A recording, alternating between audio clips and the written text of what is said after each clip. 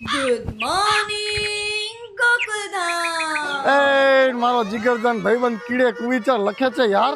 આ મારા ભાઈલાન જોઉં મારો દિવસ સુધરી જાય યાર. હાય હાય મારા જીગરજાન ભાઈબંધ જેઠિયા હાય હાય. શું કે કીડે?